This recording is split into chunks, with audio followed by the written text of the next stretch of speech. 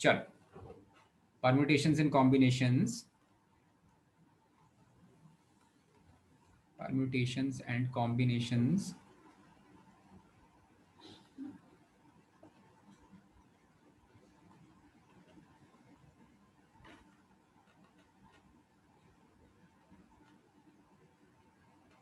Okay, miscellaneous advance, ठीक है। सो हमने ऑलरेडी कुछ क्वेश्चंस तो डिस्कस कर लिए हैं इसमें, शायद पहले वाले पेज के दोनों कर लिए हैं। तो हम क्वेश्चन नंबर 15 से शुरू करते हैं। क्वेश्चन नंबर 15 से शुरू करते हैं।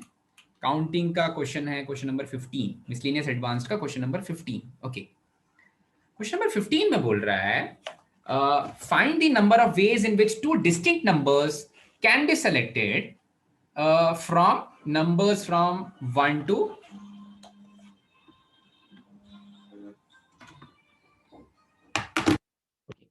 numbers from 1 से लेकर के 100 तक। ओके, तो मेरे पास एक सेट ए है, इसमें नंबर्स हैं 1 2 3 4 5 अप टू ऐसे 100 नंबर्स तक हैं। Okay, such that the difference of the two numbers is less than और इक्वल टू 10, इक्वल्स टू 10। अच्छा, तो कोई भी दो नंबर्स चूज करो, ठीक है, कोई भी दो नंबर्स चूज करो, सेलेक्टेड, ठीक है। चूज करना मतलब परम्यूटेशन, ऑर्डर इंपॉर्टेंट नहीं है मेरा, मतलब अगर आप 50 और 53 चूज कर रहे हो या 53 और 50 चूज कर रहे हो, दोनों का डिफरेंस ऑफ नंबर्स 3 ही है, ऑर्डर इंपॉर्टेंट नहीं है, ठीक है। एक उन दोनों के बीच में डिस्टेंस 3 नंबर्स का है, ठीक है। तो देखो, मैं 1 के लिए काउंट करता हूं, ऐसे कितने नंबर्स हो सकते हैं 1 के लिए, ऐसे कितने नंबर्स हो सकते हैं, ऐसे कितने नंबर्स होते सकते हैं जिनमें से एक नंबर 1 है और डिफरेंस ऑफ नंबर्स 10 या 10 से छोटा है, ठीक है। तो 1 के लिए कौन कौन से नंबर्स हो सकते हैं भाई? 11 तक हो सकता है, 3 हो सकता है, 4 भी हो सकता है, 5 भी हो सकता है, अप टू ऐसे 11 तक सारे के सारे नंबर्स हो सकते हैं। 12 लोगे तो 12 माइनस 1 11 हो जाएगा, बात नहीं बनेगी भाई, ठीक है। ओके, सो 1 के लिए ऐसे कितने केसेस हो गए? 10 पेयर्स बन गए 1 के लिए, 1 के लिए 10 पेयर्स बन गए। अच्छा, अब बात करते हैं हम 2 की। 2 के लिए चेक करते हैं कितने पेयर्स बनने वाले हैं, ठीक है। तो 2 के लिए अगर आप बात करोगे तो 1 को ऑलरेडी काउंट कर चुके हैं, 2 माइनस 1 वाला ऑलरेडी काउंट हो चुका है, ठीक है, क्योंकि सिलेक्शन था ना। तो जब मैं 1 और 2 को सेलेक्ट कर रहा हूं तब मुझे ऑलरेडी डिफरेंस 1 मिल चुका है, ठीक है। तो 2 के लिए कौन कौन से पेयर्स बन सकते हैं भाई? आगे से देखेंगे, 3 4 5 से लेकर के 12 तक, ठीक है। तो ऐसे कितने पेयर्स बन गए 3 के लिए, सॉरी 2 के लिए? जब आप 13 लोगे तो डिफरेंस 11 आ जाएगा। तो 2 के लिए भी कितने पेयर्स बन गए? 10 पेयर्स बन गए, ठीक है। ऑर्डर इंपॉर्टेंट नहीं है। आप बोलोगे सर आपने 2 1 क्यों नहीं? हाँ बोलो मैडम। हाँ बोलिए ma'am. Sir difference can't be zero. Difference can't be zero क्योंकि आपको इन डिस्टिंक्ट ऑब्जेक्ट्स में से कोई दो ऑब्जेक्ट चूज करने हैं। दो डिस्टिंक्ट नंबर चूज करने हैं ना। हाँ, दो ऑब्जेक्ट चूज करने हैं, इन डिस्टिंक्ट ऑब्जेक्ट्स में से कोई दो ऑब्जेक्ट चूज करना है, तो डिफरेंस कभी भी जीरो नहीं आ सकता है, ठीक है। Yes sir. अच्छा, मुझे बता दो सानिका, डिफरेंस क्यों नहीं जीरो आ सकता? So because you have told you are supposed to use distinct numbers and if you choose one and one, they'll become same. अच्छा, ठीक है। चलो, तो 2 के लिए भी ऐसे 10 अलग अलग सिलेक्शन मिल गए भाई, 2 के लिए भी ऐसे 10 अलग अलग सिलेक्शंस मिल गए। ओके फाइन, ठीक है। वैसे ही 3 के लिए कितने सिलेक्शंस हो जाएंगे? 3 के लिए कितने सिलेक्शंस हो जाएंगे निश्चित? 3 के लिए कौन कौन से सिलेक्शंस हो जाएंगे बता तो? 10। हाँ, 4 हो सकता है, 5 हो सकता है, अप टू 13 हो सकता है। तो 3 के लिए भी ऐसे 10 अलग अलग पेयर्स बनेंगे। अच्छा, अब ये सिलसिला चलता रहेगा कौन से नंबर तक? सोच तो निश्चित, ये सिलसिला कौन से नंबर तक चलता रहेगा जिसमें पेयर्स बनते जाएंगे, पेयर्स बनते जाएंगे? 3 के लिए 13, 2 के लिए 12, 1 के लिए 11, 80 के लिए 90, 81 के लिए 91, 85 के लिए 95, 90 के लिए 100। 89 तक बनेगा ना वो? 90 तक बनेगा। 90 के लिए कौन कौन से पेयर्स बनेंगे? 91, 92, 93 से लेकर के 100 तक कितने पेयर्स बने? 10 पेयर्स बने, ठीक है।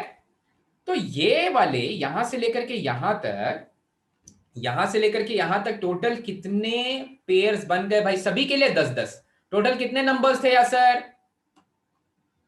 100 नंबर थे सर। 90 नंबर्स थे टोटल, और सभी के लिए 10-10 पेयर बन गए, तो टोटल 900 पेयर्स बन गए। ठीक है, 1 से लेकर के 90 तक 90 अलग अलग डिजिट्स थे और हर एक डिजिट के लिए 10 पेयर्स बने, तो ऐसे टोटल 900 पेयर्स बन गए। ओके, पर जब मैं 91 के पास जाता हूँ, 91 के पास जाता हूँ, तो अनीशा 91 के लिए कितने पेयर्स बन सकते हैं आप? 9. 9 बन सकते हैं। 91 से लेकर के, सॉरी 92 से लेकर के 100 तक ऐसे केवल अब 9 पेयर्स बनेंगे। वैसे ही 92 के लिए कितने पेयर्स बनेंगे? 93 से लेकर के 100 तक, तो मैं यहाँ पर लिख देता हूँ। ठीक है, यहाँ पर 9 पेयर्स बनेंगे। 93 से लेकर के 100 93 से लेकर के 100 तक आपके पास 8 पेयर्स हो जाएंगे, फिर ऐसे ही 7 पेयर्स आएंगे एंड सो ऑन। ठीक है, 99 के लिए एक पेयर बनेगा, और 100 को तो चूज कर ही नहीं सकते। ठीक है, तो 99 के लिए एक पेयर। तो ये कितने नंबर्स हो गए भाई यहां से लेकर के यहाँ तक? हाँ, सम ऑफ फर्स्ट 9 नेचुरल नंबर्स। तो ये टोटल नंबर ऑफ पेयर्स हो गए 45। ठीक है, सो जो टोटल ऐसे नंबर्स बनेंगे 1 से लेकर के 100 तक, जिसमें डिफरेंस ऑफ डिजिट्स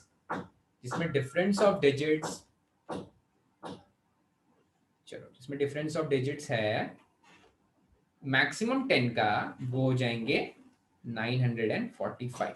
ठीक है, आसान क्वेश्चन था।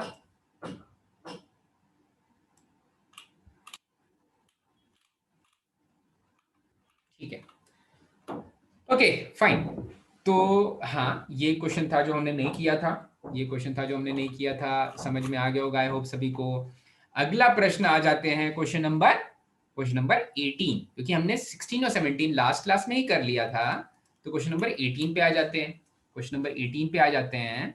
ओके, क्वेश्चन नंबर 18 में बोल रहा है the number of whole numbers मतलब जीरो को इंक्लूड करते हैं। ठीक है, whole numbers formed on a screen of a calculator, एक कैलकुलेटर की स्क्रीन पर ऐसे कितने होल नंबर्स बन सकते हैं?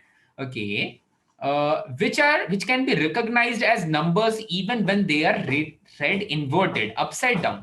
मतलब कैलकुलेटर अगर ऐसा है, यहाँ पर वो कैलकुलेटर का स्क्रीन है, तो अगर मैं इस कैलकुलेटर को उल्टा कर दूं तो भी वो नंबर्स का सेंस बने। ठीक है, वो नंबर्स का सेंस बने, can be red inverted, the greatest number on the screen is 6 digit number, सबसे बड़ा 6 डिजिट नंबर ही आ सकता है। अच्छा, तो आप बताओ, होल नंबर्स बनाने हैं मुझे। अच्छा, अब 2-3 चीजें इसमें क्रिटिकल है। देखो भाई, अगर मैंने कैलकुलेटर बनाया तो ये कैलकुलेटर को इन्वर्ट कर दिया, कैलकुलेटर इन्वर्ट हो गया, और जो कैलकुलेटर का स्क्रीन अब नीचे आ गया, तो यहां से मान लेते हैं ये हो गया मेरा स्क्रीन, अब थोड़ा सा बड़ा, ये हो गया मेरा स्क्रीन। ओके, तो अगर मैं डिजिट्स रखूं 8, तो 8 को अपसाइड डाउन भी पढ़ूंगा तो 8 ही नजर आएगा। 8 को अगर अपसाइड डाउन पढ़ूंगा तो 8 ही नजर आएगा। ठीक है, करेक्ट है ना भाई? अच्छा, कैलकुलेटर पे को भी रख, क्या बोल रहे हो बेटा? 0 and 6 9 भी रख सकते हैं ना? 6 भी रख सकते हैं, 6 को उल्टा पढ़ोगे तो भी 9 पर समझ में आ जाएगा। वो उल्टा पढ़ोगे तो 9 जैसा नंबर रहेगा, 1 तो 1 ही दिखेगा। 2 अगर पढ़ोगे आप तो वो 5 उल्टा कर दोगे तो 2 5 बन जाएगा, इन्वर्टेड कर दोगे तो 8 तो 8 जैसा ही दिखेगा। ये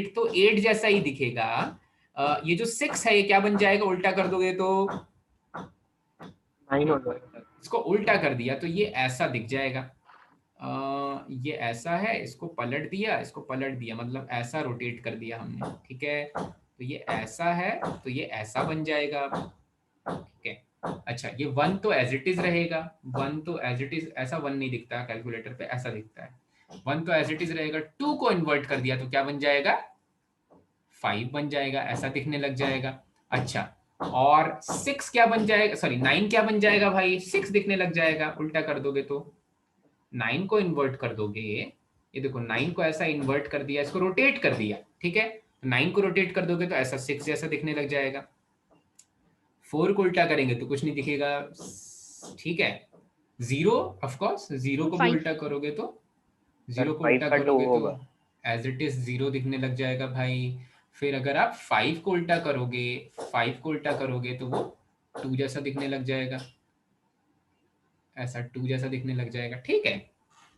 तो ये वो सारे नंबर्स हैं, ये वो सारे डिजिट्स को उल्टा हैं। करेंगे हाँ बेटा बोलो। सर, क्वेश्चन से रिलेटेड नहीं लिखे, 2 को उल्टा करेंगे तो 2 दिखता है। 2 को उल्टा करेंगे तो 2 ही दिखता है क्या? एक बार मैं सोच लेता हूँ, ठीक है। ऐसा 2 दिख रहा है, इसको मैंने उल्टा कर दिया, इसको मैंने उल्टा कर दिया मतलब इसका मिरर इमेज ले लिया, ठीक है। तो देखो, तो ये ऐसा बना, सॉरी इसका मिरर इमेज ले लिया ना, तो जो पास वाला है वो एज इट इज दिखेगा, ऐसे गया, ऐसे गया, ऐसे आ गया। कैसे आपको 5 दिख रहा है? 2 को उल्टा करने पर 2 ही दिख रहा है बेटा। तो मैंने तो कैलकुलेटर सच में यूज करके देखा, ठीक है, तो तो 2 का उल्टा 2 ही आया। ओके ठीक है। तो पता नहीं कौन सा कैलकुलेटर आप यूज कर रहे हो, शायद वो कोई एडवांस कैलकुलेटर होगा, ठीक है। जो नॉर्मल कैलकुलेटर है यहाँ पर उसकी बात हो रही है। सो हाँ, 2 को उल्टा करेंगे तो 5 बन जाता है, 5 को 2 बन जाता है, मतलब सेंस बन रहा है उस नंबर का, ओके। अब आपको वो सारे के सारे नंबर्स जो कि 6 डिजिट, जो सबसे लार्जेस्ट 6 डिजिट नंबर से छोटे हैं, वो सारे के सारे कितने ऐसे नंबर्स हैं कैलकुलेटर पर जिनको इन्वर्ट कर दिया जाए तो भी वो सेंस बनाते, उन वो नंबर्स पढ़ा जा सकता है, ठीक है। तो देखो 1 डिजिट के ऐसे कितने नंबर्स हैं भाई?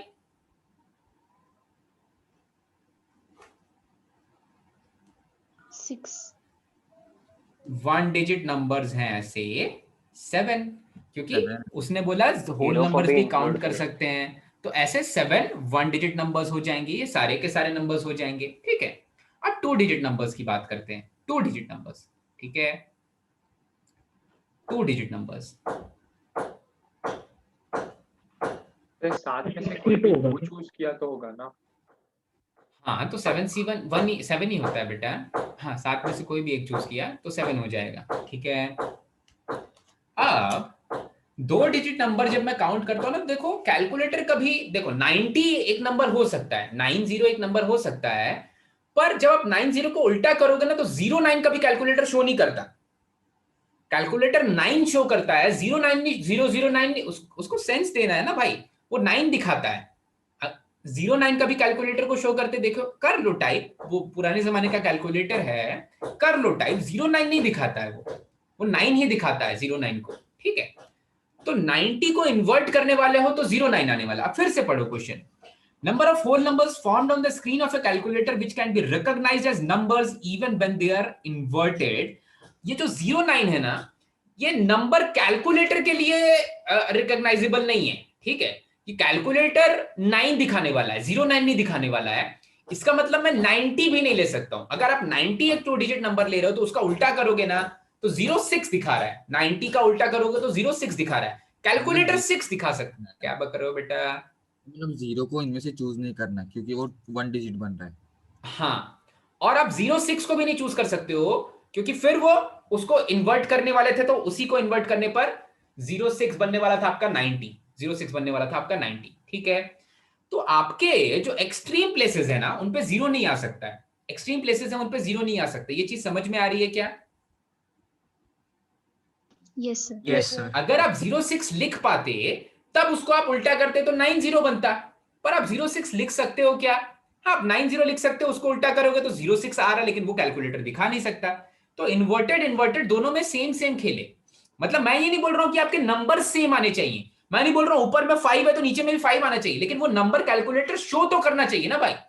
कैलकुलेटर तो 06 शो ही नहीं कर रहा है, कैलकुलेटर 06 शो ही नहीं कर रहा, तो उल्टा कर सकते हो, 90 बना सकते हो, पर 06 शो ही नहीं करता। 06 शो नहीं करता तो फिर क्या करें? तो पहले वाले प्लेस पर भी 0 नहीं आ सकता और दूसरे वाले प्लेस पर भी 0 नहीं आ सकता। तो पहले वाले प्लेस को 6 पॉसिबल वेज में फिल कर सकते हो और दूसरे वाले प्लेस को भी 6 पॉसिबल वेज में फिल कर सकते हो, 0 नहीं आ सकता। तो कितने ऐसे नंबर्स बन गए भाई? 36 नंबर्स बन गए, ठीक है। अब बताना मुझे 3 डिजिट नंबर्स कितने होंगे?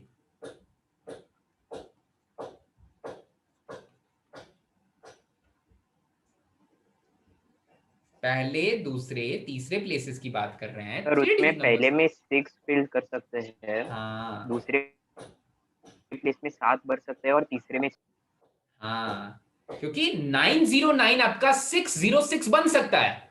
90 अगर 0 बीच में आ रहा है ना, तो नंबर उल्टा करोगे तो वो नंबर भी कैलकुलेटर दिखा सकता है। 606 को 909 और 909 को 606 दिखा सकता है। ठीक है, तो बीच में आपका 0 आ सकता है, बस ये ट्रिक थी। तो ये जितने नंबर्स आ गए उनको कैलकुलेट करेंगे। अभी अभी पूरा कैलकुलेट मत करना, क्योंकि आपको पता है 4 डिजिट नंबर्स भी जब आप काउंट करोगे तो आपका एक्सट्रीम केसेस में तो 6 और 6 ही आना चाहिए, पर बीच में 7 7 भी आ सकता है। वैसे ही जब आप 5 डिजिट नंबर्स का 7 स्क्वायर बनेगा, 5 डिजिट नंबर्स काउंट करोगे तो 6 मल्टीप्लाइड बाय 7 क्यूब आएगा, और 6 डिजिट नंबर्स काउंट करोगे तो 6 multiplied by 7 raise to the power 4 आएगा, और 6 डिजिट नंबर तक ही जाना है। ठीक है, तो अब इंक्लूडेड सम क्या आ जाएगा, टोटल सम क्या आ जाएगा, टोटल सम आ जाएगा, हाँ भाई टोटल सम आ जाएगा। यहां पर मैंने लिया एक 7 plus 6 square times of 1 plus 7 square plus 7 cube plus 7 4। ठीक है, इनका सम। ठीक है, तो ये हो जाएगा 7 plus 6 square multiplied by first term into common ratio raise to the power number of terms minus 1 divided by common ratio minus 1, that is 7 plus 6 times of 7 raised to the power 5 minus 1. Okay, that is 7 plus 6 multiplied by 49 into 7, 49 square into 7 minus 1। ये तो calculate करना पड़ेगा भाई। देखो तो भाई कितना answer आता है।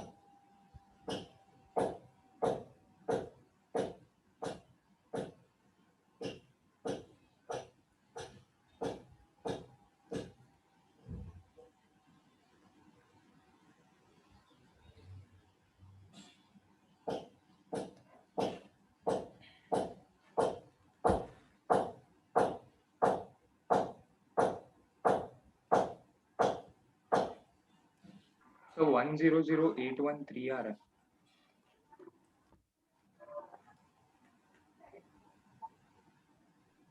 वन जीरो जीरो So 4 3 आएगा।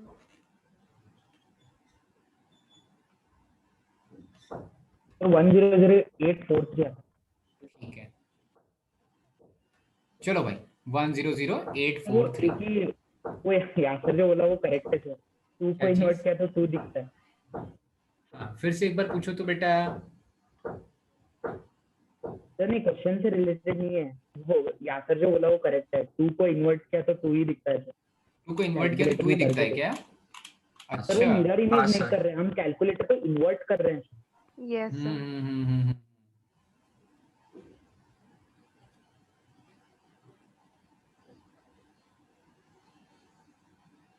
तो 5 को इन्वर्ट किया तो 5 दिखता है। अच्छा,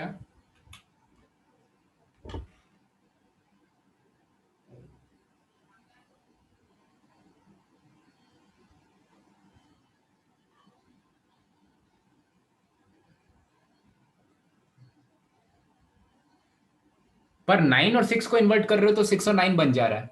9 और 6 का करेक्ट, Yes sir. 5 और 2 का same है।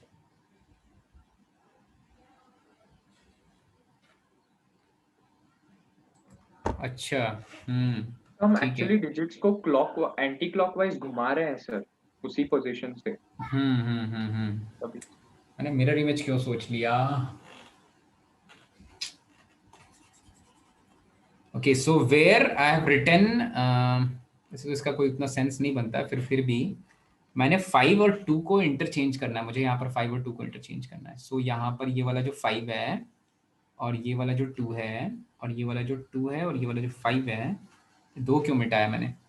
यहां पर मुझे 5 का भी 5 ही बनेगा, 5 का भी 5 ही बनेगा और 2 का 2 ही बनेगा, 2 का 2 ही बनेगा। ओके फाइन, ठीक है भाई।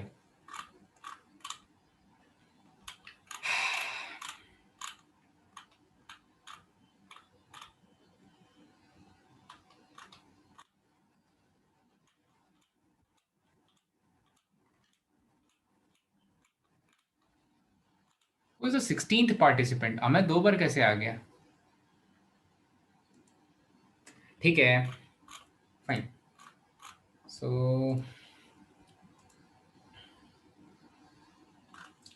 एक बार आंसर चेक कर लो तो। So यही है। Okay cool. क्वेश्चन नंबर 19 तो हमने कर लिया है। क्वेश्चन नंबर 20 पे आ जाते हैं डायरेक्टली। क्वेश्चन नंबर 20 पे आ जाते हैं भाई। चलो क्वेश्चन नंबर 20 बोल रहा है your drawer has 9 pairs of distinct socks.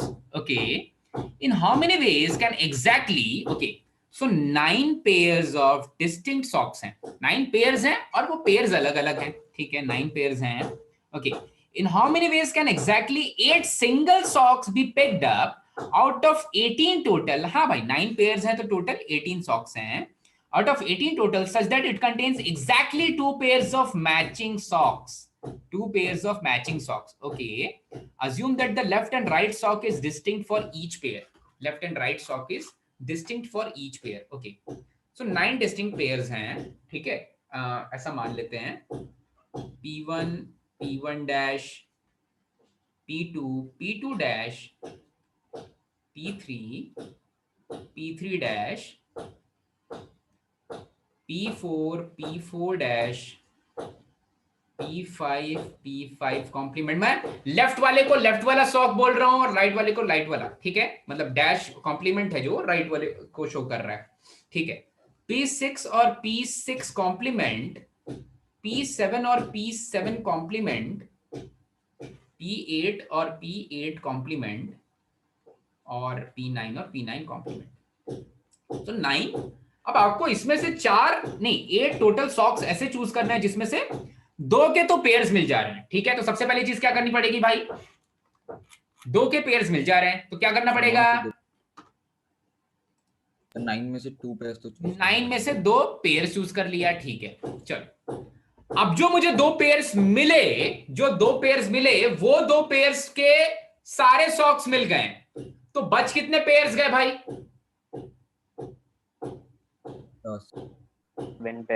7 pairs बच गए, ठीक है। अब मुझे क्या करना है, बाकी जो 7 पेयर्स बचे हैं उनमें से अलग अलग, एक का राइट दूसरे का लेफ्ट चल सकता है। मतलब देखो मैंने इसको चूज कर लिया, ये वाले सॉक्स को और ये वाले पेयर ऑफ सॉक्स को चूज कर लिया, तो अब मुझे क्या करना है, अब मुझे इन 7 में से ये एक P2, ये एक P4 कॉम्प्लीमेंट, ये एक P6, ये एक P7 कॉम्प्लीमेंट, ये चारों चूज कर सकता हूं, ठीक है। पर जब आप इन 7, अब देखो आपको इसका मतलब डिस्क्रीट, आप P2 और P4 कॉम्प्लीमेंट अलग अलग आपके लिए हो जा रहा है, तो क्या आप इसमें बचे हुए 14 में से कोई 4 सॉक्स चूज कर सकते हो? सर उसमें भी पेयर्स आ सकते हैं, आ सकते हैं, सेम मतलब आ सही सकते हैं। सकते हैं। बिल्कुल सही। सर तो लेकिन मैं क्या क्वेश्चन कर बोल रहा रहा हूं, है कि एग्जैक्टली 2 आना चाहिए। बिल्कुल सही। तो मैं क्या कर रहा हूं कि मैंने 7 में से 4 अब मुझे अलग अलग चाहिए, ठीक है। तो मैंने क्या किया, इस 7 ग्रुप्स में से कोई ग्रुप चूज कर लिया, 7 ग्रुप्स में से कोई ग्रुप चूज कर लिया, और हर एक ग्रुप के पास कितने ऑप्शंस हैं, 2 है, 2 ऑप्शंस हैं, ठीक है।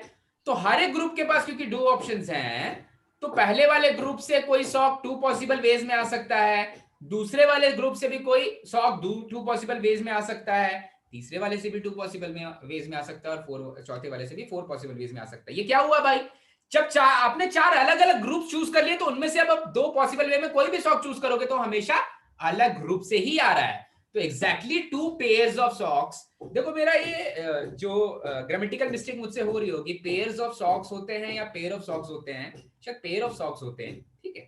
और यहाँ पर पेयर्स ऑफ सॉक्स हैं क्योंकि 7 डिस्टिंक्ट पेयर्स हैं। हाँ करेक्ट है, ग्रामेटिकली भी करेक्ट है। ओके, सो 9C2 से आइडेंटिकल पेयर्स हमने चूज कर लिए, फिर 7C4 से आउट ऑफ 7 डिस्टिंक्ट पेयर्स कोई 4 पेयर्स चूज किए, लेकिन उन 4 पेयर्स के पास दो दो ऑप्शन है, left right left right left right left right और लेफ्ट राइट, ठीक है।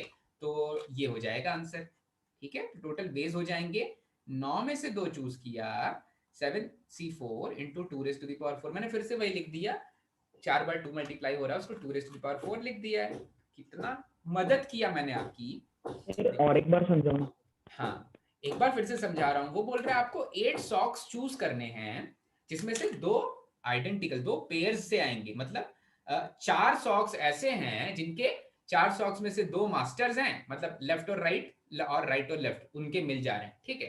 तो आपको 2 पेयर्स चूज करने हैं और बाकी जो 4 डिस्टिंक्ट सॉक्स हैं वो किसी भी सिंगल पेयर से नहीं आने चाहिए। तो मैंने क्या किया, सबसे पहले 9 डिस्टिंक्ट पेयर्स ऑफ सॉक्स में से कोई 2 पेयर्स चूज कर लिए और उसके बाद बचे 7 पेयर्स। अब मैं अगर 14c4 करता तो कभी कभी ऐसा भी होता कि एक ही पेयर के 2 सॉक्स आ जा रहे हैं, तो मैंने वैसा नहीं किया, मैंने 7 डिस्टिंक्ट ग्रुप्स मतलब 7 डिस्टिंक्ट पेयर्स में से कोई 4 पेयर्स चूज कर लिए, मतलब मैंने 4 प्लेसेस चूज कर लिए अपने लिए, और उन प्लेसेस को कितने पॉसिबल फेज में फिल किया जा सकता है या उन पेयर्स से कितने पॉसिबल वेज में सॉक्स पार्टिसिपेट कर सकते हैं मेरी चॉइसेस में। तो हर एक पेयर 2 पॉसिबल वेज में एक सॉक दे सकता है।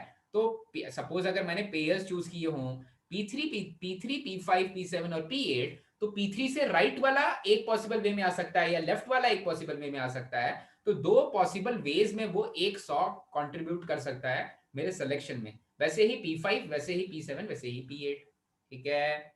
चमका क्या भाई? Yes yes yes sir.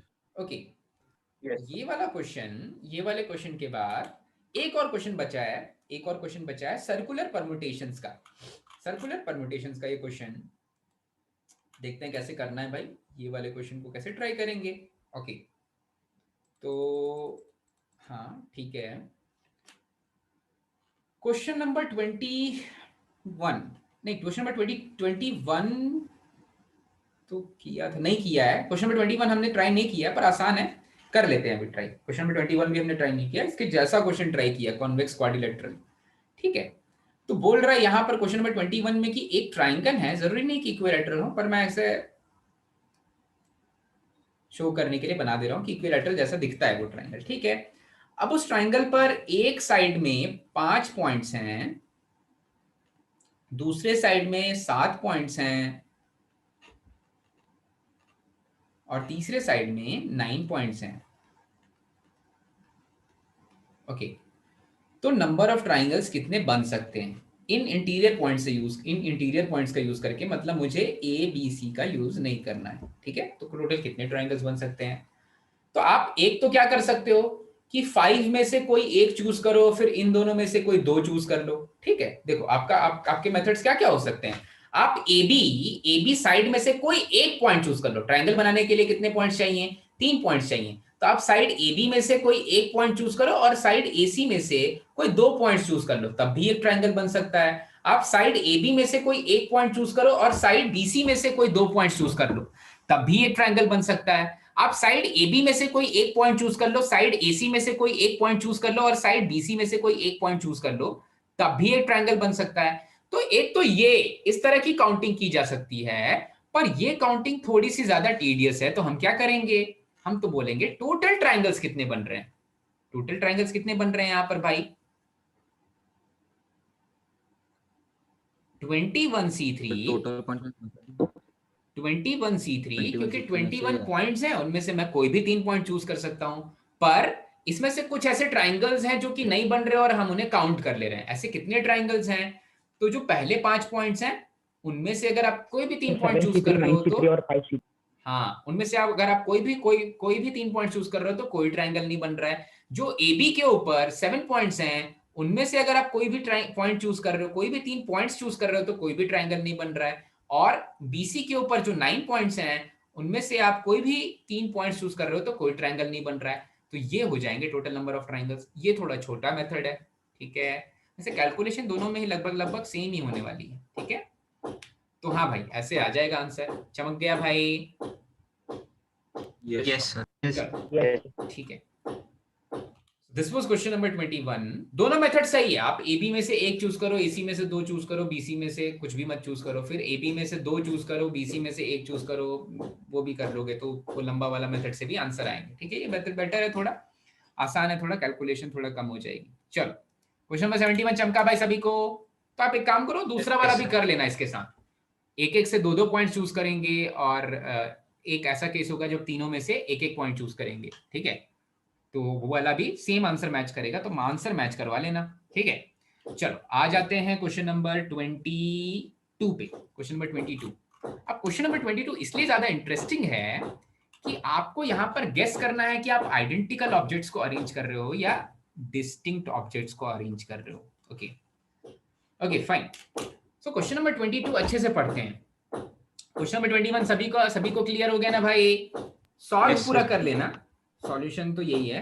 Question number 22 में बोल रहा है an objects are arranged around a circle. एक सर्कल के अराउंड 22 बोल रहा हूँ क्या 21 बोल रहा हूँ, एन ऑब्जेक्ट्स को अरेंज किया गया, अरेंज कर दिया गया, मुझे नहीं अरेंज करना है जाकर के, किसी ने अरेंज कर दिया है एन ऑब्जेक्ट्स को। अब मुझे नहीं पता कि वो ऑब्जेक्ट्स डिस्टिंक्ट हैं या आइडेंटिकल हैं, ये चीज मुझे नहीं पता, उसमें लिखा नहीं है ना भाई एन डिस्टिंक्ट ऑब्जेक्ट्स या एन आइडेंटिकल ऑब्जेक्ट्स, तो मुझे नहीं पता कि वो डिस्टिंक्ट है या आइडेंटिकल। अच्छा, in how many ways can three objects be selected so that no two of the selected objects are consecutive? ठीक है, अच्छा तो एक सर्कल पे 21 ऑब्जेक्ट्स हैं, कितने पॉसिबल वेज में आप तीन ऑब्जेक्ट्स चूज कर सकते हो जिससे कि जिनमें कि कोई भी दो सेलेक्टेड ऑब्जेक्ट्स लगातार कंसेक्यूटिव नहीं है। ठीक है, तो इसके लिए सबसे इंपॉर्टेंट चीज हमने ले ली, एक सर्कल ले लिया भाई। अरे ये क्या ले रहा हूं, ये फिगर होगा ना सर्कल का। ओके, एक सर्कल पर देखो, एक सर्कल पर n ऑब्जेक्ट्स हैं, मुझे नहीं पता वो डिस्टिंक्ट है या आइडेंटिकल है। अच्छा, लेकिन उनकी चॉइसेस कैसे लेनी है देखो, अभी नहीं पता डिस्टिंक्ट है आइडेंटिकल है। अच्छा, तो अब ऐसा बोल रहा है कि मान लो कि ये आपका फर्स्ट ऑब्जेक्ट हो गया, ये आपका सेकंड ऑब्जेक्ट हो गया, ये आपका थर्ड ऑब्जेक्ट हो गया, तो आपको वो सारे के सारे पॉसिबल परम्यूटेशंस या पॉसिबल वेज काउंट करने हैं जिससे कि आप तीन ऑब्जेक्ट को सेलेक्ट कर रहे हो, मतलब एनसीआर पे चलेगा। तीन ऑब्जेक्ट्स को सेलेक्ट कर रहे हो, परम्यूटेशन की बात ही नहीं हो रही, तीन ऑब्जेक्ट्स को सेलेक्ट कर रहे हो जिससे कि कोई भी दो ऑब्जेक्ट्स कंसेक्यूटिव नहीं है। ठीक है, कोई भी दो ऑब्जेक्ट्स कंसेक्यूटिव नहीं है, मतलब कि इसके बीच कम से कम एक ऑब्जेक्ट आ सकता है, इसके बीच भी कम से कम एक ऑब्जेक्ट आना चाहिए, कम से कम एक ऑब्जेक्ट तो आना ही चाहिए। ठीक है, और इसके बीच भी कम से कम एक ऑब्जेक्ट आना चाहिए। ठीक है, कम से कम एक ऑब्जेक्ट आना चाहिए, मतलब एक या एक से ज्यादा आना चाहिए, तभी तो इनमें से कोई भी दो कंसेक्यूटिव नहीं होंगे। ठीक है, तभी तो इनमें से कोई भी दो अगल बगल में नहीं होंगे, एडजेसेंट नहीं होंगे। अच्छा, तो अब मुझे नहीं पता कि कितने पॉसिबल वेज में ये चीज हो सकती है। ओके, मैं क्या कर रहा हूं, इसको करने के दो मेथड है। एक तो फिर से डिवीजन डिस्ट्रीब्यूशन पे जाएंगे, ऑफ कोर्स हम डिवीजन डिस्ट्रीब्यूशन पे जाने वाले हैं, पर डिवीजन डिस्ट्रीब्यूशन के बिना देखो इसको कैसे ट्राई कर रहे हैं, और डिवीजन डिस्ट्रीब्यूशन वाला भी केस में डिस्कस करूंगा। तो पहले वाले मेथड में मैं क्या बोल रहा हूं कि जब मैं डिस्क्रीट काउंटिंग से इसको सॉल्व करने की कोशिश करता हूं, मतलब कि मैं पहले बोल रहा हूं कि आप ये n ऑब्जेक्ट्स में से कितने पॉसिबल वेज में कोई तीन ऑब्जेक्ट चूज कर सकते हो, कोई भी तीन ऑब्जेक्ट चूज कर सकते हो। इन n ऑब्जेक्ट्स में से कितने पॉसिबल वेज में कोई तीन ऑब्जेक्ट चूज कर सकते हो, कितने पॉसिबल वेज में कोई तीन ऑब्जेक्ट चूज कर सकते हो? NC3। अच्छा, मतलब अच्छा, अगर ये आइडेंटिकल होते तो क्या करते? तो फिर -1C3 होता है। आइडेंटिकल तो एक ही वे में एक ही वे होता सर। आइडेंटिकल होते तो एक ही वे होता। ओके फाइन, ठीक है, आइडेंटिकल होते तो ऐसा बोल रहे हो आप कि एक ही वे होता। ठीक है, कितने लोगों को ऐसा लगता है कि ये सारे के सारे बॉल्स आइडेंटिकल हैं? कोई ऐसा है क्या जिसको ये लगता है कि सारे के सारे बॉल्स आइडेंटिकल हैं? मतलब आप ऐसा मानते हो कि सारे के सारे बॉल्स डिस्टिंक्ट हैं? Yes sir. यस कौन कौन ऐसा मानता है कि सारे के सारे बॉल्स डिस्टिंक्ट हैं?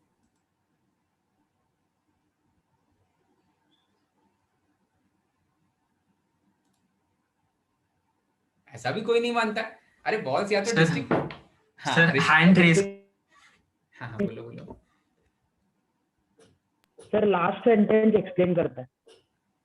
लास्ट सेंटेंस मैं एक्सप्लेन कर दूं या एक्सप्लेन करना है? कंसेक्यूटिव। हाँ, दो कंसेक्यूटिव नहीं, वो नहीं, question explain करता है। दैट दे आर डिस्टिंक्ट, क्योंकि कंसेक्यूटिव मतलब ऑर्डर आ रहा है, इफ आइडेंटिकल होता तो ऑर्डर नहीं होता। देखो यहाँ पर क्वेश्चन इंटरेस्टिंग इसलिए है ना ऋषिकेश, बॉल्स आइडेंटिकल हो सकती हैं, बॉल्स जिन पोजीशन पे जा रही हैं वो पोजीशंस आइडेंटिकल नहीं है, दो कंसेक्यूटिव पोजीशंस आइडेंटिकल नहीं है, मतलब एक पोजीशन 1 है एक पोजीशन 2 है। तो तू ऐसा भी मान सकता है कि हाँ बॉल्स भी आइडेंटिकल नहीं है, पर ऐसा दिया नहीं है और देने की जरूरत भी नहीं है, क्योंकि मुझे तो उनकी पोजीशनिंग देखनी है। मैं एन पोजीशंस में से कोई 3 पोजीशन चूज कर रहा हूं, आइडेंटिकल बॉल्स रखने वाला हूं वहां पर, वो चलेगा। ठीक है, मतलब ये एक वे ऑफ मेरे समझने का तरीका है। एन ऑब्जेक्ट्स लिखा हुआ है, एन डिस्टिंक्टली आइडेंटिकल नहीं लिखा हुआ है, पर दो कंसेक्यूटिव नहीं होनी चाहिए, मतलब उनकी पोजीशंस कंसेक्यूटिव नहीं होनी चाहिए। मैं ऐसा कुछ सोच रहा हूं, ठीक है, मैं ऐसा सोच रहा हूं कि बॉल्स आइडेंटिकल है पर इनकी पोजीशंस इन सर्कल पे n1 n2 n3 से लेकर के, सॉरी 1 2 3 से लेकर के n तक उनकी पोजीशंस हैं। ठीक है, तो इसको करने का एक मेथड जो मुझे समझ में आता है, मैं वो मेथड काउंट करूं जिसमें कि टोटल पॉसिबल वेज, जिसमें कि आप n बॉल्स में से कोई भी n पोजीशंस में से कोई भी 3 पोजीशन चूज कर सकते हो, वो टोटल वेज में हो जाएंगे। और उनमें से मैं वो वेज सब्ट्रैक्ट कर दूं जिसमें कि कम से कम 2 बॉल्स कंसेक्यूटिव हैं, जिसमें एग्जैक्टली 2 बॉल्स कंसेक्यूटिव है, तीसरी बॉल कंसेक्यूटिव नहीं है। और फिर मैं वो केसेस भी सब्ट्रैक्ट कर दूं जिसमें कि सारी की सारी बॉल्स कंसेक्यूटिव है, मतलब तीनों एक साथ आ रहे हैं। चमकी मेरी बात अच्छे से समझ में आया? मैं क्या कर रहा हूं, एंड डिस्टिंक्ट पोजीशंस में से वो पोजीशंस काउंट कर ले रहा हूं, वो पोजीशंस ले रहा हूं, जितने भी पॉसिबल वेज में आप एन डिस्टिंक्ट पोजीशंस में से 3 पोजीशन चूज कर सकते हो, और आपको पता है वो क्या हो जाएगा, NC3। टोटल वेज क्या हो जाएंगे, NC3 टोटल वेज तो हो जाएंगे NC3। चलो टोटल वेज हो जाएंगे NC3। Okay fine.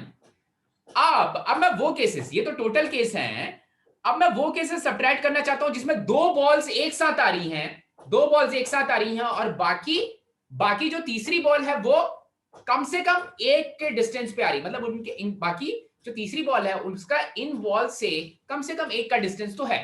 ठीक है, तो वो पोजीशंस कैसे काउंट करना है, तो मैं पहले चेक करता हूं कि कितने पॉसिबल वेज में 2 बॉल्स निकाल सकते हो, 2 कंसेक्यूटिव बॉल्स निकाल सकते हो। ध्यान से सुनना, 2 बॉल्स नहीं चूज करनी है, 2 कंसेक्यूटिव बॉल्स चूज करनी है। ठीक है, 2 कंसेक्यूटिव बॉल्स चूज करनी है। अब देखो मुझे थोड़ा सा मुश्किल होता है कि मैं एक तरह से समझता हूं कि जब मैं n ऑब्जेक्ट्स को लीनियर रखता हूं तो n+1 इनके बीच में पोजीशंस बनती हैं। ठीक है, n+1 पोजीशंस बनती हैं, तो अगर उसको मैंने एक सर्कुलर रिंग के फॉर्म में रख दिया उस n लीनियर परम्यूटेशंस को, तो जो पहले वाले के पहले वाली पोजीशन और जो लास्ट वाले के बाद वाली पोजीशन है, वो पोजीशंस एक साथ कॉन्साइड कर जा रही हैं। ठीक है, तो जब आप वहां पर 2-2 का चॉइस लेते थे तो n-1 चॉइसेस मिलते थे, यहां पर n चॉइसेस मिलेंगे।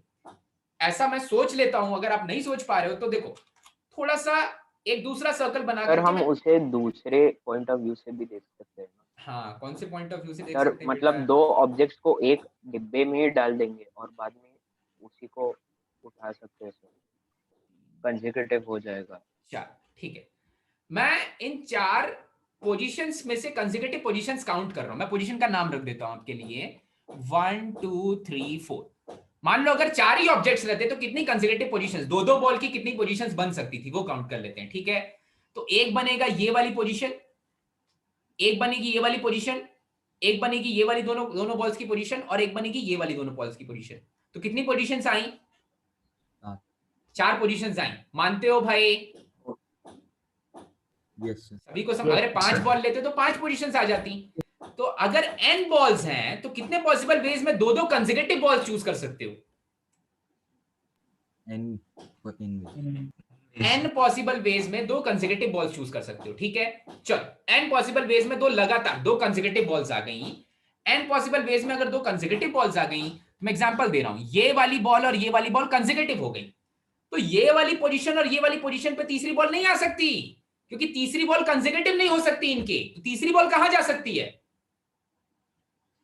बाकी बचे हुए n-4 पोजीशंस में से कोई भी एक पोजीशन चूज कर ले तीसरी बॉल, तो काम बन जाएगा। तीसरी बॉल इन दोनों पोजीशंस पे नहीं आ सकती, और इस वाले पोजीशन और इस वाले पोजीशन पे भी नहीं आ सकती, क्योंकि अगर इन दोनों पोजीशंस पे आ जाएगी तो वो कंसेक्यूटिव हो जाएगी, कंसेक्यूटिव नहीं होनी चाहिए। इसलिए बचे हुए n-4 पोजीशंस में से कोई भी एक पोजीशन चूज कर सकती है, ठीक है। तो बाकी तीसरी बॉल के लिए कितने पोजीशंस हो जाएंगे, n-4 पोजीशंस, ठीक है। अब यहां पर इंक्लूजन एक्सक्लूजन नहीं लग रहा है। इंक्लूजन एक्सक्लूजन क्यों नहीं लग रहा है, क्योंकि मैं वो परम्यूटेशंस काउंट नहीं कर रहा हूं जिसमें कि तीसरी बॉल साथ में भी आ सकती है, ठीक है। मैंने अभी वो परम्यूटेशंस काउंट की जिसमें कि दो बॉल्स एक साथ आ रही हैं, या दो कंसेक्यूटिव पोजीशंस मैंने चूज कर ली जो एक साथ हैं, और तीसरी पोजीशन ऐसा चूज कर रहा हूं जिनमें जो पहले दोनों कंसेक्यूटिव पोजीशन से एटलीस्ट एक पोजीशन दूर है दोनों तरफ, ठीक है। तो तीसरी वाली पोजीशन n-4 पॉसिबल वेज में चूज की जा सकती है। अब तीसरा case Third one, n-4, please explain. हाँ ठीक है, देखो बेटा, यहां से लेकर के ये फर्स्ट पोजीशन है, ये सेकंड पोजीशन है, ये थर्ड पोजीशन है, ऐसा घूम करके इधर तक nth पोजीशन आ जाएगी, ठीक है। अब जो तीसरी वाली बॉल है, क्योंकि मैं वो केसेस काउंट कर रहा हूं जहां की मैं टोटल नंबर ऑफ केसेस में से वो केसेस सेपरेट करने वाला हूं जिसमें कि दो कंसेक्यूटिव आ जा रहे हैं और एक कंसेक्यूटिव नहीं आ रहा, और फिर वो केसेस सेपरेट करने वाला हूं जिसमें तीनों कंसेक्यूटिव आ जा रहे हैं। तो फिर मुझे वो केसेस मिल जाएंगे जिसमें कि एक भी कंसेक्यूटिव नहीं है। फिर से सुनो, total cases selection of n distinct positions में से कोई तीन पोजीशन चूज कर रहे हैं। अब इन n डिस्टिंक्ट पोजीशंस में से जब मैं कोई तीन पोजीशन चूज कर रहा हूं तो इनमें वो पोजीशन सेपरेट कर दे रहा हूं जिसमें कि दो पोजीशंस एडजेसेंट है और एक पोजीशन इनसे दूर है, और वो पोजीशन जिसमें तीनों पोजीशंस एडजेसेंट है, ठीक है।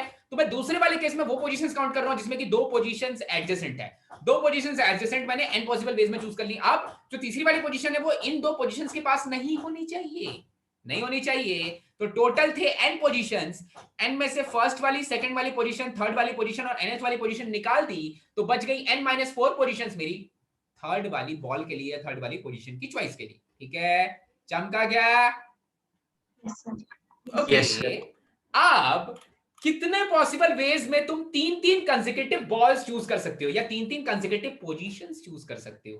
कितने पॉसिबल वेज में चूज कर सकते हो भाई, बोलो। फिर से काउंट कर लेते हैं। मुझे तो चमक रहा है कि तीन नहीं चमकेगा। लीनियर परम्यूटेशन को मैं गोल करके नहीं रख रहा हूं। तो देखो, तो तीन पोजीशंस के लिए मैंने क्या किया, ये तीन बॉल्स कंसेक्यूटिव हो सकती हैं, ये तीन बॉल्स कंसेक्यूटिव हो सकती हैं, फिर ये तीन बॉल्स कंसेक्यूटिव हो सकती हैं, फिर ये तीन बॉल्स कंसेक्यूटिव हो सकती हैं, और फिर ये तीन बॉल्स कंसेक्यूटिव हो सकती हैं, ठीक है। तो कितने ट्रिपलेट्स बने? 4। 4 हाँ, तो यही खेल है सर्कुलर परम्यूटेशंस का, कि जब भी आप तीन कंसेक्यूटिव पोजीशंस या चार कंसेक्यूटिव पोजीशंस या 5 कंसेक्यूटिव पोजीशंस खोजने जाओगे ना, उनकी वैल्यू उतनी ही आती है। चमका क्या? दो कंसेक्यूटिव पोजीशन भी 4 ही आ रही थी, तीन कंसेक्यूटिव पोजीशन भी 4 ही आएंगी, ठीक है। तो तीन कंसेक्यूटिव बॉल्स कितनी हो जाएंगी भाई? तीन कंसेक्यूटिव बॉल्स के लिए भी n केसेस बन जाएंगे, क्योंकि n बॉल्स हैं तो तीन कंसेक्यूटिव पोजीशंस के लिए n केसेस बन जाएंगे। तो टोटल जो परम्यूटेशन आएगा मेरा, वो आ जाएगा nc3 n plus n times of n-4, ठीक है। ऐसा कुछ आ जाएगा, मतलब ये हो जाएगा nc3 minus n-3 times of n, ठीक है। थोड़ा सा सिंप्लीफाई कर लेते हैं, तो ये चीज बन जाएगी n-3 कदम पीछे n-2 divided by 6 minus n times of n-3। n बाहर आ जाएगा, बस n ही बाहर आ रहा है क्या? अच्छा, n टाइम्स ऑफ, कॉमन आ रहा है कि 3 कदम पीछे चले, n-3 है बट n है। So n-1 times of n-2 times of 6 times of n-3. This whole thing divided by 6. अच्छा, तो देखो, तो फैक्टराइज तो ऑफ कोर्स होगा, ये बन जाएगा n times of n² minus 3n plus 2 minus 6n plus 18 divided by 6. Whole thing divided by 6. Okay, तो ये हो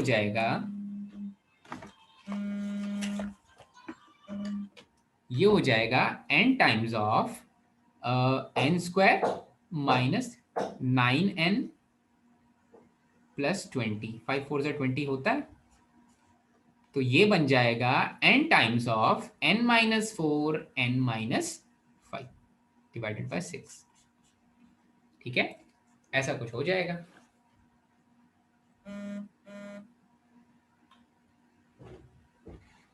सभी को चमका क्या भाई?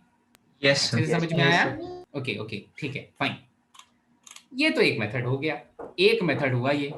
ठीक है, एक तो तरीका ये है। अब दूसरे तरीके की ओर जब आगे बढ़ेंगे, मैं चाहता हूँ दूसरा वाला मेथड, चलो ठीक है, थोड़ा सा इंट्रोड्यूस कर देते हैं दूसरा वाला मेथड, डिवीजन डिस्ट्रीब्यूशन वाला। डिवीजन डिस्ट्रीब्यूशन वाला मेथड एक्चुअली थोड़ा सा कॉम्प्लेक्स होता है, कॉम्प्लेक्स होता है। ठीक है, तो देखो डिवीजन डिस्ट्रीब्यूशन वाले मेथड में मान लो आपने x y z, मान लो आपने 3 ऑलरेडी चूज कर लिए हैं, 3 ऑलरेडी चूज कर रखे हैं। ठीक है, 3 बाद में देखेंगे कितने पॉसिबल वेज में चूज हो रहे हैं, उनके परम्यूटेशंस को काउंट कैसे करना है। पर अभी के लिए मैं मान लिया कि 3 पॉसिबल वेज में डिवाइड कर लिया गया है पोजीशंस को। तो इधर में कितनी पोजीशंस बच जाएंगी? मैं मान लेता हूं x1 पोजीशन इन दोनों के बीच है, x2 पोजीशंस इन दोनों के बीच है और x3 पोजीशंस इन दोनों के बीच है। अच्छा ठीक है, चलेगा। x1 x2 x3 पोजीशंस इन तीनों के बीच है। हाँ ठीक है, ऐसा कुछ है। अब आपको पता है कि x1 plus x2 plus x3 की वैल्यू क्या आ जानी चाहिए? n-3, क्योंकि टोटल पोजीशंस हैं n, उनमें से 3 निकाल दी तो n-3 हो गई। लेकिन इन सब की मिनिमम वैल्यू क्या है? 1 हो सकती है। इन सब की मिनिमम वैल्यू 1 हो सकती है, क्योंकि कंसेक्यूटिव नहीं होने चाहिए। तो ना ही x1 0 हो सकता, ना ही x2 0 हो सकता, ना ही x3 0 हो सकता है। ठीक है, तो अगर आप इसको सॉल्व करोगे तो यहां से तो कुछ ऐसा आ रहा है, n-4c2, ये ऊपर वाले से तो मैच नहीं कर रहा है।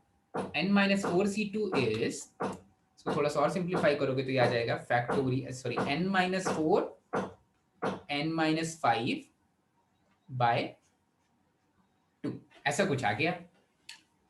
ये तो ऊपर वाले से मैच नहीं कर रहा है, मुझे तो n का फैक्टर ही नहीं दिख रहा है। n का फैक्टर क्यों नहीं दिख रहा है?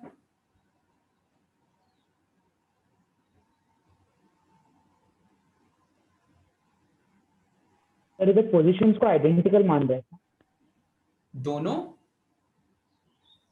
पोजीशंस को आइडेंटिकल मान रहे हैं क्या? पोजीशन को चूज नहीं किया क्या, इसलिए आ नहीं रहा है। एक्स वाई जेड पहले कैसे आ गया? हाँ वो सर, पहला वही वाला तो- स्टेप। हाँ ठीक है, देखो मैं एक एग्जांपल से समझाता हूँ, यहां तक सभी को क्लियर हुआ? Yes sir. थोड़ा सा कॉम्प्लेक्स है। ठीक है, थोड़ा सा कॉम्प्लेक्स है बस। ठीक है, तो फाइन। अच्छा अब देखो, अब मैं ऐसा बोल रहा हूं कि मैं एक दूसरे सर्कल से आपको एक्सप्लेन करता हूं। यहां पर जब मैंने x1 चूज किया, सॉरी x चूज किया, y चूज किया, z चूज किया, तो अगर मैं इसके नेक्स्ट वाली पोजीशन को चूज करता, ध्यान देना, पोजीशन को चूज करता, डिवीजन को चूज करता, ठीक है, इससे जस्ट नेक्स्ट वाली पोजीशन को चूज करता, तो मैं इससे भी नेक्स्ट वाली पोजीशन को चूज करता, तो मैं इससे भी नेक्स्ट वाली पोजीशन को चूज करता और मुझे डिविजन्स आइडेंटिकल मिलते। मतलब पहले, अगर इसके पहले मैं पोजीशंस को, नई वाली पोजीशंस को ब्लू से रिप्रेजेंट कर दे रहा हूं, ये वाली पोजीशन, ये वाली पोजीशन और ये वाली पोजीशन मान लेता हूं, ठीक है, नई पोजीशंस है मेरी। ओके, तो पहले रेड के बीच में 5 बॉल्स का डिस्टेंस था, ये वाली रेड और ये वाली रेड के बीच में 4 बॉल्स का डिस्टेंस था, और ये वाली रेड और ये वाली रेड के बीच में 6 बॉल्स का डिस्टेंस था। मान लो मैं एग्जांपल दे रहा हूं, ठीक है।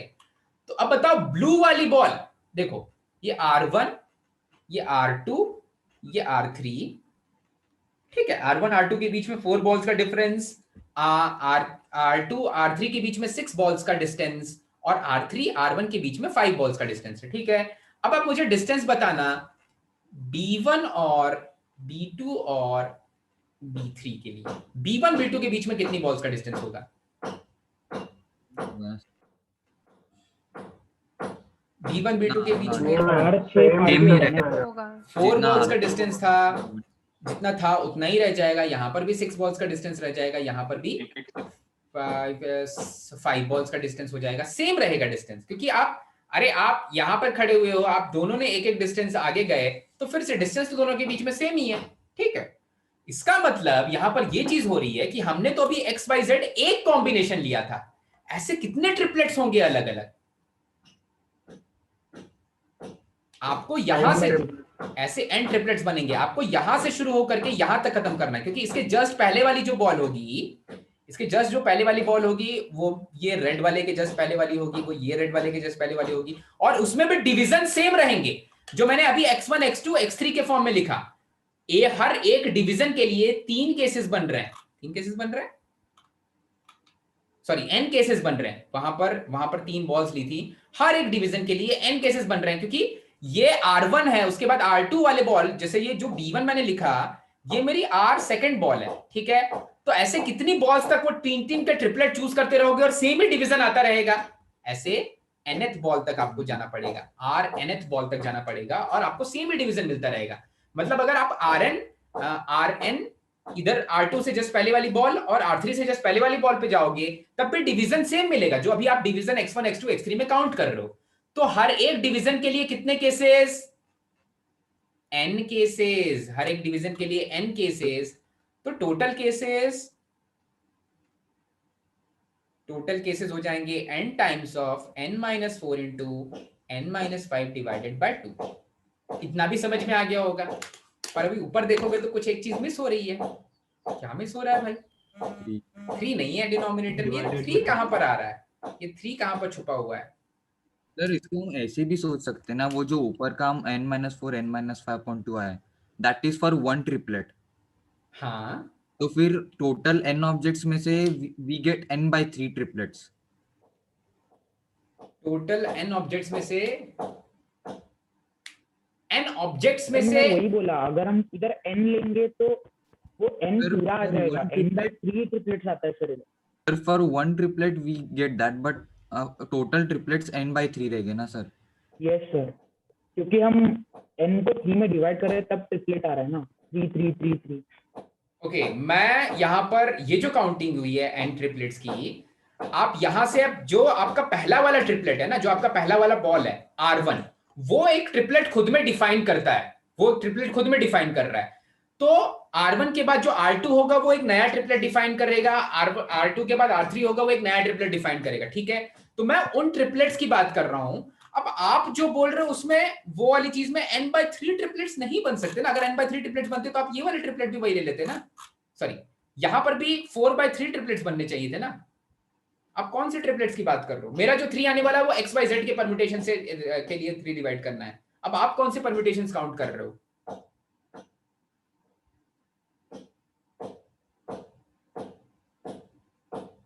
नहीं, ओके फाइन, ठीक है।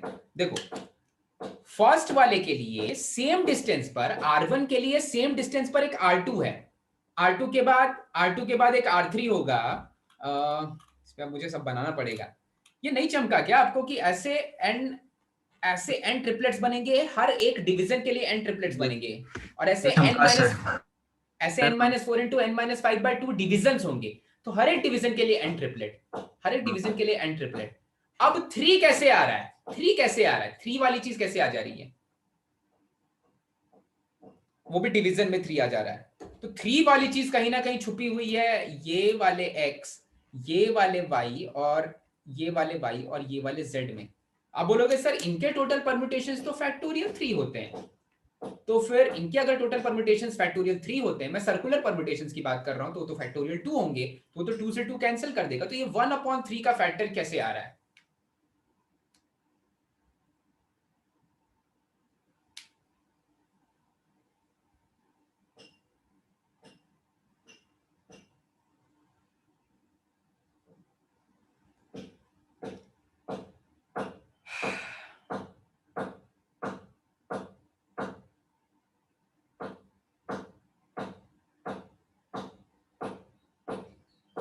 XYZ को चूज करने में ही कुछ छुपा हुआ है कहानी।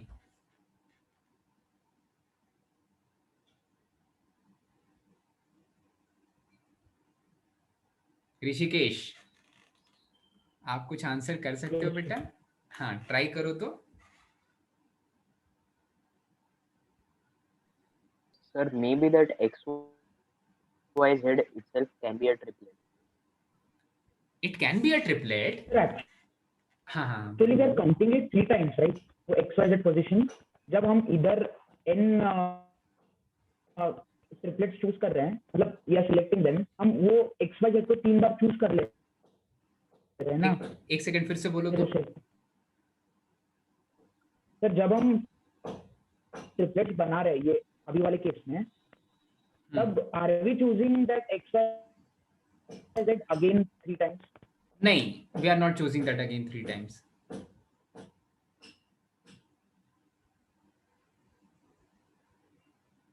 आपका काम है डिवीजन करना, आपका काम ये प्लेसेस चूज करना नहीं है। तो जैसे आपने x के लिए x1 और x2 चूज किया, x के लिए 5 और 4 के डिवीजन काउंट किए, आप वैसे ही कहीं y के लिए भी 5 और 4 के डिविजन्स काउंट कर रहे हो, आप वैसे ही कहीं z के लिए भी 5 और 4 के डिविजन्स काउंट कर रहे हो।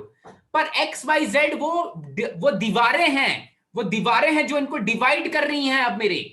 हाँ, एक्स वाई जेड मेरी पोजीशंस हैं जो अलग अलग है, पर अब मैं डिवीजन कर रहा हूं। यहां पर हम चॉइसेस कर रहे थे प्लेसेस का, यहां पर हम केवल डिवीजन कर रहे हैं। दोनों चीजें आइडेंटिकल बनने वाली हैं। यहां पर मैं केवल डिवाइड कर रहा हूं। अगर यहां पर मैं केवल डिवाइड कर रहा हूं तो पहले वाली बॉल के बगल में 5 और 4 हो, दूसरे वाली की बॉल के बगल में फिर 5 और 4 हो, उसको एक नया केस लेने वाला था। और फिर जेड के बगल में एक 5 और 4 हो, उसको एक नया केस लेने वाला था। क्या वो नया केस काउंट हो चुका है? फिर से सुनो, x एक लड़का नहीं है जो वहां पर बैठा हुआ है। x तो एक ऐसा प्लेस है जो डिवीजन कर रहा है। अभी हम डिविजन्स काउंट कर रहे हैं। तो x के पहले 5 बॉल्स थी और x के बाद 6 बॉल्स हैं। ठीक, सॉरी, x के बाद 4 बॉल्स हैं।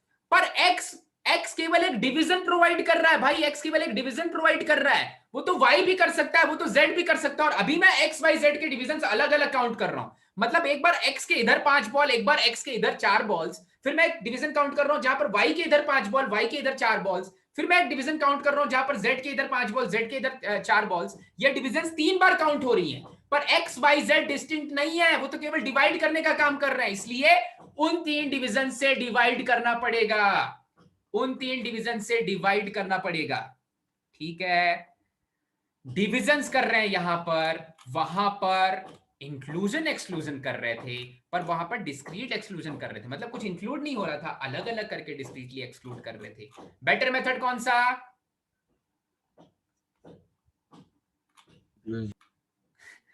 कौन सा मेथड बेटर? ऊपर वाला फर्स्ट वन। ठीक है, आप इसको 4 बॉल्स के लिए कर सकते हो क्या?